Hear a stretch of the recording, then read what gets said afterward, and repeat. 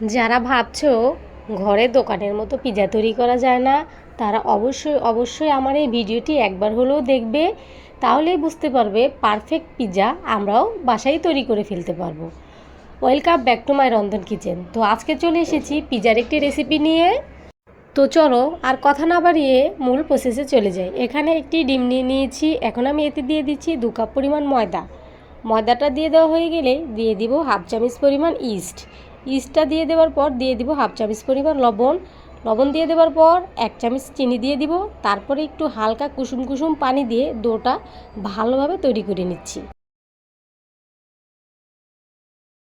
ডোটা আমি খুব ভালোভাবে মেখে নিয়েছি। এখন একটু উপরে তেল দিয়ে রেখে দিচ্ছি 2 ঘন্টার জন্য রেস্টে। এরপরে চুলায় একটি প্যান বসিয়ে দিয়েছি, তাতে দিয়ে দিচ্ছি সামান্য কিছু তেলটা দিয়ে দেওয়ার পর এখানে আমি টুকরো করে মুরগির মাংস কেটে নিয়েছি। এই মুরগির মাংসগুলো দিয়ে দিচ্ছি আর দিয়ে দিচ্ছি হাফ চামচ পরিমাণ লবণ। এরপর এতে দিয়ে দিচ্ছি আদা বাটা, রসুন বাটা, দিয়ে দিচ্ছি 1 চামচ পরিমাণ সস দিয়ে ভালোভাবে মুরগির মাংসটাকে লালচে লালচে করে ভেজে নামিয়ে নিচ্ছি।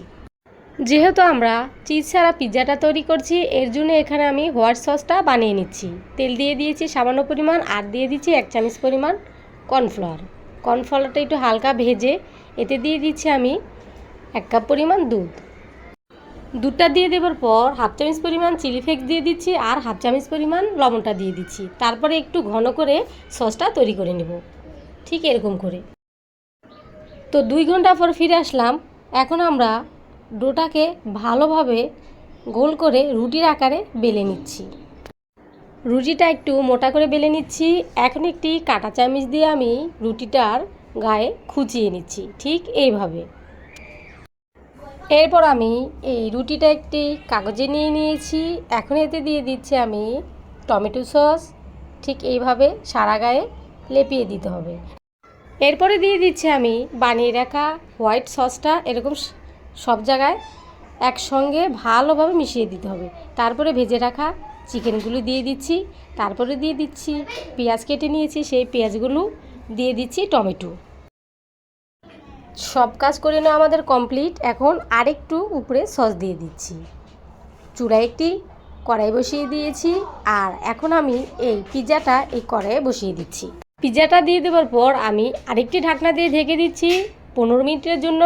আর জালটা অবশ্যই লো আঁচে রাখতে হবে। ফিরে আসলাম 15 মিনিট পর। পিৎজাটা আমাদের খাওয়ার জন্য একদম তৈরি। এখন আমি নামিয়ে পরিবেশন করে নিচ্ছি। দেখছো কতটা সুন্দর হয়েছে পিৎজাটা। এখন আমি কেটে দেখিয়ে দিব কতটা পারফেক্ট হয়েছে এই পিৎজাটা। কি এখন বাড়িতে পিৎজা তৈরি করা যাবে তো? কি ভাবছো? এখনই তৈরি করে ফেলো লোভনীয় এই পিৎজাটা।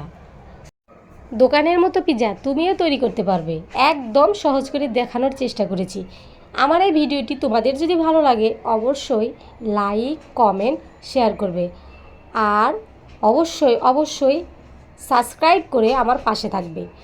আজ এতটুকুই। সবাই ভালো এবং সুস্থ থাকবে। আল্লাহ হাফেজ।